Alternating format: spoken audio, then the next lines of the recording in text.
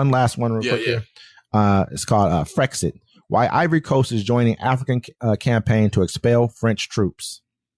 French military troops who have been in Ivory Coast for decades will soon be leaving. Ivorian officials have said, signaling more diplomatic setbacks for French amid local resentment that has caused one-time allies in West and Central Africa to sever ties with Paris. President Ouattara's announcement on Tuesday puts Ivory Coast on a growing list of African countries cutting military ties with the once greatly influential former colonial power, as some former French allies also turned to Russian mercenaries for help, fighting a swarm of armed groups in the region. Within days of each other in November, Chad and Senegal expelled French troops, joining several Sahel countries that have earlier done the same, starting in 2021. Now, I believe at this time, it's been the Ivory Coast, Chad, Senegal, I believe Niger, Burkina Faso, and Mali. And these are like huge, like basically places that these were once French strongholds. I believe many of those countries, if not all of them, speak French.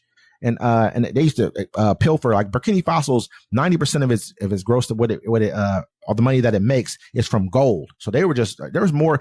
France holds the fourth most gold reserves in the entire world, and they don't have one gold mine in their country. Yeah. So that tells you kind of like what's been going on here. And to me, this is important because it's starting to show cracks in what has been a very divisive, a horrible regime that has been going on here for like 500-600 years. And so people are seeing it now, like, as they're doing the Brexit, what I'm saying? They're trying to stop that too. They're like, no, y'all can't go nowhere. Who else are we going to terrorize? Yeah. We can't terrorize you and take your resources. Well, what are we going to do? We got to live off our stuff. But this is actually pretty cool. I mean, we'll probably have somebody from this area on the show to interview them probably in the coming months or whatever, probably sooner than that.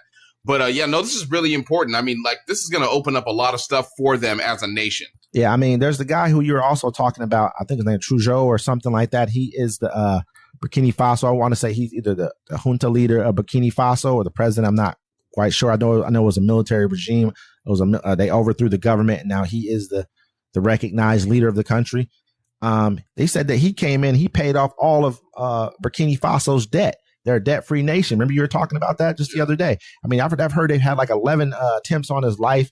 I think half of his country right now has Al-Qaeda in there.